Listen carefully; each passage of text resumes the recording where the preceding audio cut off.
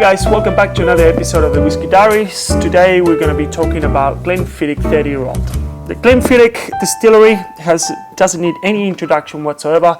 It's one of the only whiskey distilleries that stuck to the guns in the 80s and pushed the single malt when everybody around that time were just drinking blended whiskeys, and blended whiskeys was the most popular thing. They had amazing campaigns. If you have a moment, go online and look at Glenfiddich 1980s whiskey campaigns, and you'll see like the sort of commercials that they were doing was actually awesome. The distillery itself is one of the only distilleries that's still fully owned by a family. So that's the William Grant's family. They always owned it. There's never switched hands, and they've been producing whiskey for almost 200 years. Glenfiddich 40-year-old in 2003 won best West single malt in the world, and the 30-year-old follows those steps. It's an actually very luxurious whiskey, and for under $1,000, this whiskey is actually a must-have. Like, I don't see many 30-year-olds. It's hard to get a 30-year-old for less than $1,000. What I like about this whiskey as well, no, obviously the whiskey itself is delicious, but the packaging is actually quite impressive. Comes in a nice leather box.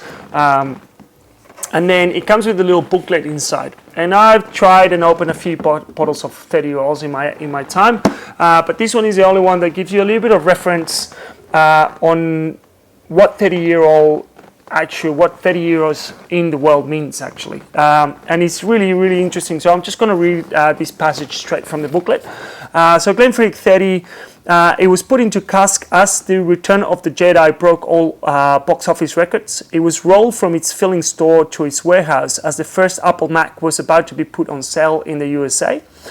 As the spirit that was to become our Glenfiddich 30-year-old was lifted onto its pyramid of cask, the £1 coin was introduced in the UK.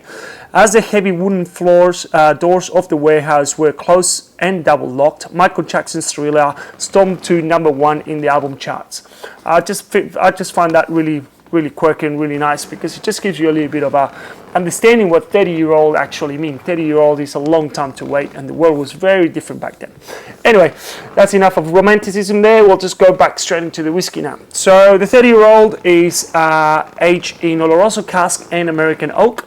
It has the bottle number and the cask number on the front of the label, which is really cool. This is bottle number 10,456, and the cask selection is number 48. It's 43% ABV, so it's actually quite good for a 40-year-old. But it's Glenfiddich is usually most of the whiskies get aged at that ABV. Worth mentioning as well, Glenfiddich obviously has its own cooperage and all malting floors, and they do everything on the distillery themselves.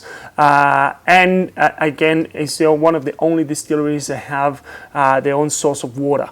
That they bought 120 acres around the water, the springs, that is called the Robidoux Springs, and they're not allowed any cattle, sheep, anything is allowed to come even close to the water.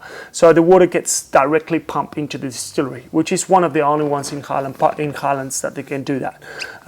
So the whiskey, as you can see from the color, this whiskey has all the color from influence of sherry. So it has that little red hue, still quite light. So I'm assuming this could be like a second fill sherry cask.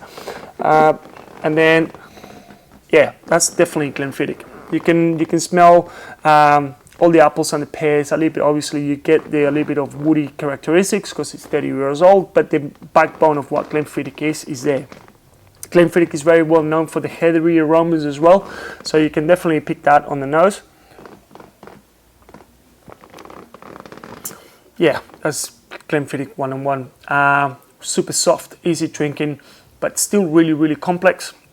You still get the dry fruits and the sweetness also from the sherry cask and from the American oak.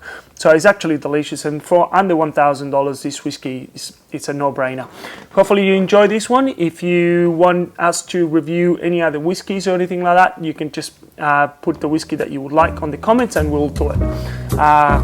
We'll see you next time, and slange about.